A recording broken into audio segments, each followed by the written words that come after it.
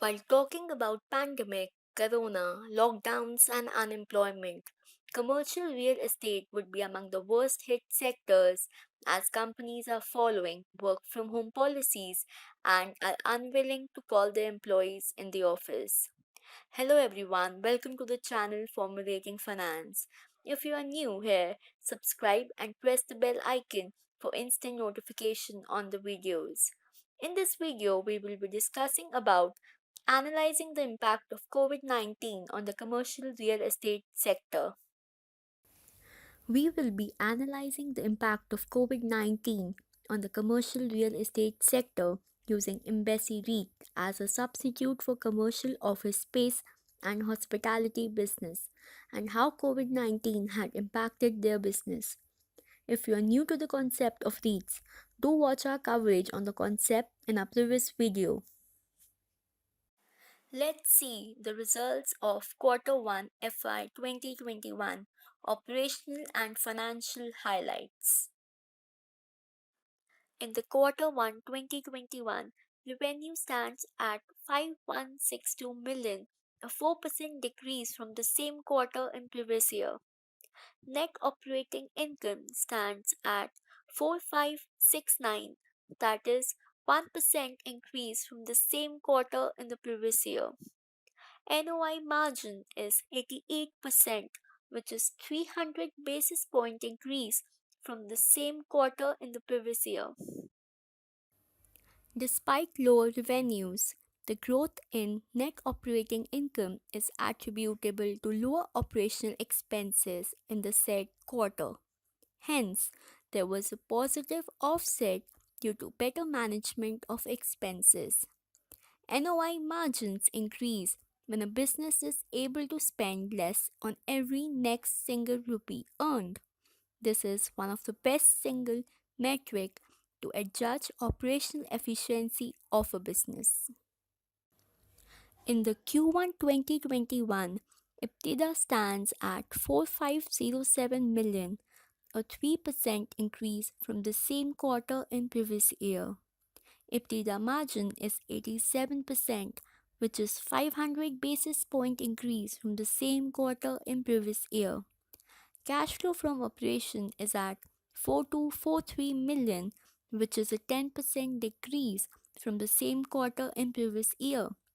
Lower cash flows over the period can be looked upon as a sign of weakness, as from performance perspective, cash flow from operation is considered to be a better measure than revenues.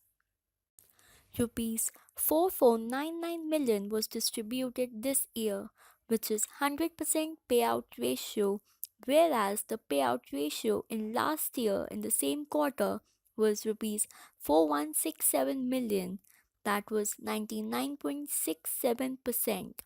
In Q1 2021, there was an 8% increase in the distribution from the same quarter in the previous year. One should remember that in India, REITs have a mandate to distribute 90% of the income to its unit holder in the form of distribution. Coming to business highlights, rental collections from the office occupiers remain robust at 98.9%, with office rental collections at 99.2% for April 2020, 99.3% for May 2020, and 98.2% for June 2020. This denotes that if we had an agreement with our tenants to pay 100 rupees for each of April, May, and June, our tenants paid 99.2 in April, 99.3 in May, and 98.2 in June. On a quarterly basis, Embassy REITs collected 98.9% of its expected rentals. Portfolio occupancy remained healthy at 92.2% on the 26.2 million square feet operating office portfolio, with same store occupancy at 94.1%.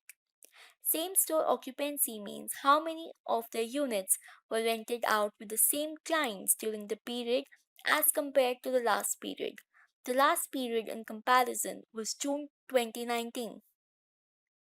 Lease signed for the quarter stood at 526,000 square feet, including 201,000 square feet of new leases at market rents and 325,000 square feet of renewals at 20% spread to existing rentals. What does lease spread mean in terms of earning? Basically, if we had let our 1 square feet area at 100 rupees per month, we now were able to lease out the same space for 120 rupees in renewal, hence a 20% spread in our existing rental. Achieved rental increase of 14% on 1.8 million square feet from 22 office leases across portfolio. This means that Embassy was able to escalate the rent according to the contract by 14% on its leases on 22 offices. Like, if we received rupees 100 from a tenant in the previous year, and this year, as per the contract, we should receive rupees 114, an escalated amount. Embassy REITs was able to achieve it. Additionally, 48% of the tenants are Fortune 500 companies, making them reliable and an assured tenant. Also, the weighted average lease period, that is, the contractual length of the lease, is 6.7 years, which helps in providing visibility about future earnings. A longer WALE means more stable cash flows are expected in future. Balance sheet remains strong with ample liquidity of rupees 8994 million and a low leverage of 16% net debt to total enterprise value. Existing cash and undrawn committed facilities totals rupees 12.6 billion. Having a lower leverage on the balance sheet helps the business to sail through even in times of crisis. A lesser finance cost helps the business to be resilient even in times when operations are not running at optimum scale. Having ample liquidity in terms of cash balances and lower debt maturing in coming years helps the business to be able to sustain through the ongoing COVID environment.